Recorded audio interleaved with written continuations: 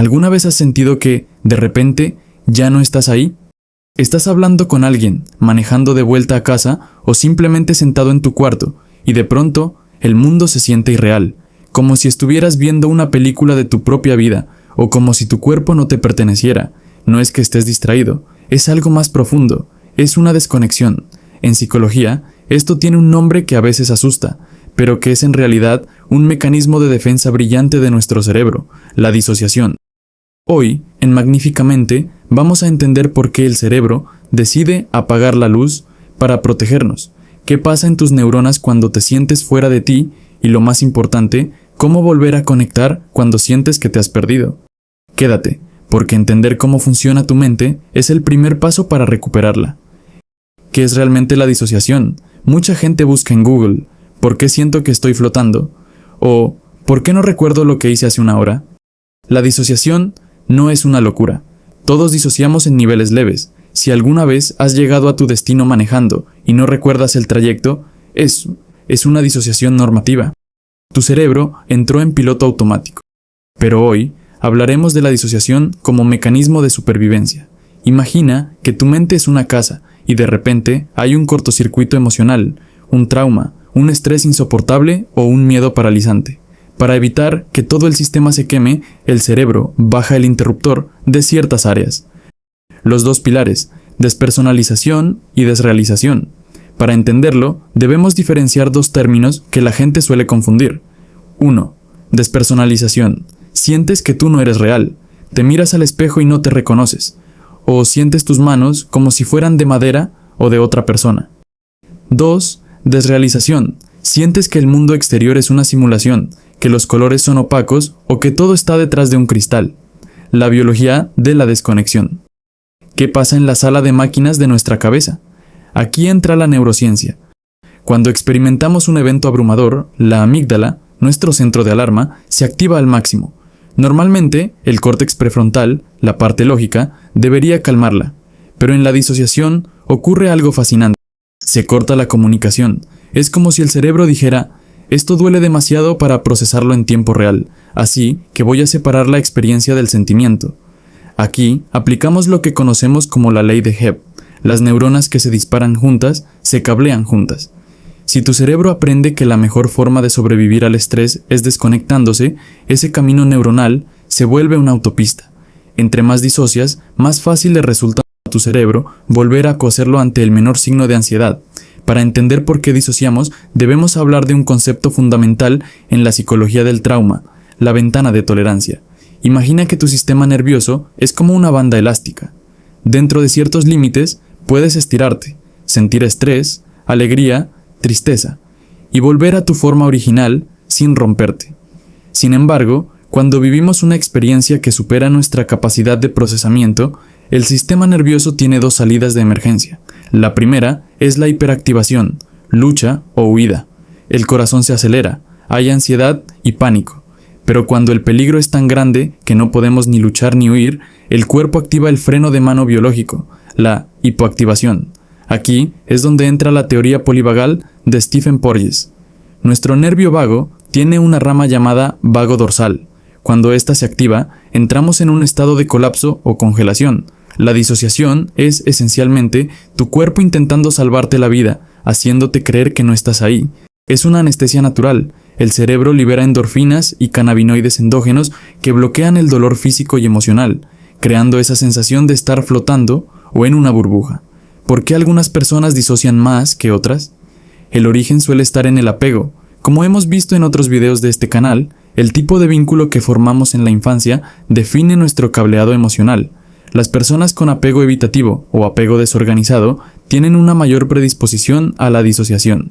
Si de niño creciste en un entorno donde expresar emociones era peligroso, o donde no había nadie para consolarte, aprendiste a retirarte hacia adentro.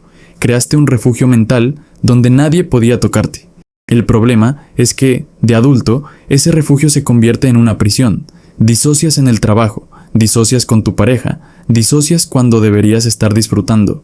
Muchas personas nos preguntan, ¿por qué disocio si no he tenido un accidente grave o una guerra?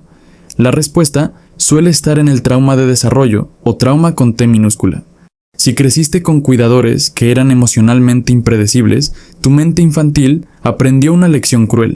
No puedo escapar físicamente de esta casa, así que escaparé mentalmente.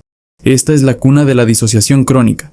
A diferencia del estrés postraumático simple, donde la persona recuerda un evento, en el trauma de desarrollo, la disociación se vuelve el sistema operativo por defecto.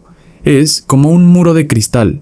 Puedes ver la vida, puedes interactuar, pero no puedes sentir el calor de los demás. Esto explica por qué, de adulto, cuando tu pareja te dice «te amo», sientes la frase como una información lógica, pero no como una vibración en el pecho. Tu sistema sigue en modo protección, décadas después de que el peligro desapareció. Para que este guión sea completo, debemos entender que no es blanco o negro, existe un espectro.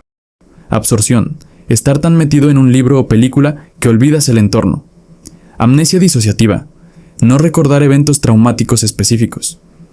Trastorno de identidad disociativo, el nivel más complejo, donde la mente se fragmenta en diferentes personalidades para gestionar el trauma. Es vital entender que la disociación es un espectro, no un interruptor de encendido o apagado. 1. Ensoñación excesiva. Muchos jóvenes hoy buscan esto. Es cuando creas mundos internos tan complejos que prefieres estar ahí que en la realidad.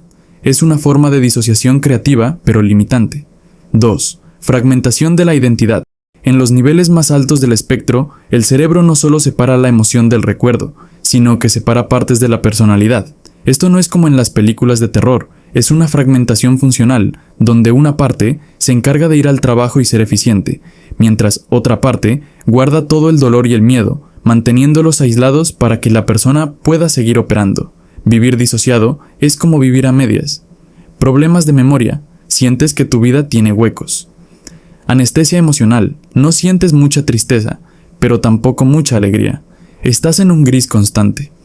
Fatiga crónica. Mantener la mente desconectada consume muchísima energía metabólica. Terminas el día agotado sin haber hecho nada. ¿Cómo se siente amar a alguien que disocia? O peor, ¿cómo es intentar amar a alguien cuando tú mismo te desconectas?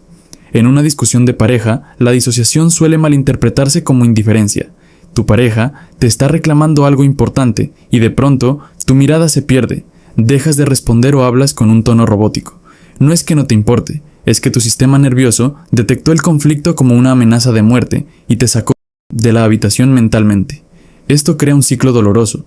Tu pareja se siente abandonada y grita más, lo que hace que tú te disocies aún más profundamente.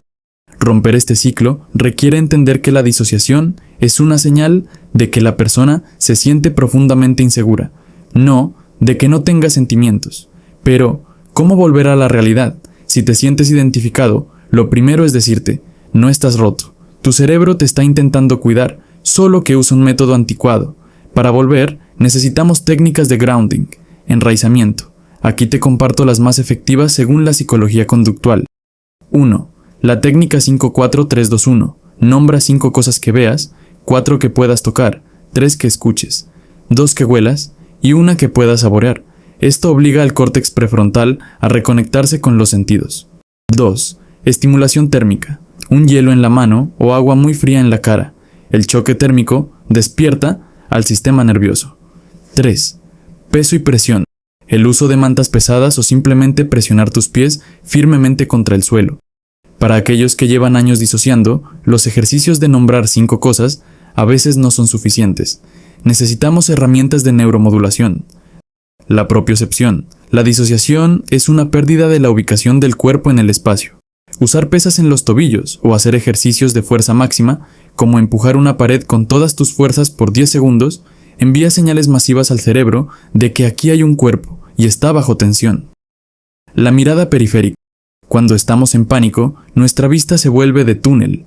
Abrir conscientemente el campo visual, tratando de ver las esquinas de la habitación sin mover los ojos, activa el sistema nervioso parasimpático y reduce la respuesta de disociación. En conclusión, la disociación es el testamento de la resiliencia de tu mente. Es la prueba de que sobreviviste a algo que era demasiado grande para ti en ese momento. Pero hoy ya no necesitas esconderte. Volver a sentir puede dar miedo, pero es el único camino hacia una vida auténtica. Si este video te ha ayudado a entender un poco más ese vacío que a veces sientes, compártelo. Nunca sabes quién necesita saber que no estás solo en su desconexión. Y antes de despedirnos, me gustaría escucharte a ti. ¿Habías escuchado antes el término disociación o es la primera vez que logras entender por qué te sentías así? Cuéntame, ¿qué parte de este video te hizo hacer clic con tu propia historia? Me encantaría leer tu historia en los comentarios. Recuerda, la mente es magnífica, pero solo cuando aprendemos a habitarla por completo. Nos vemos en el próximo episodio.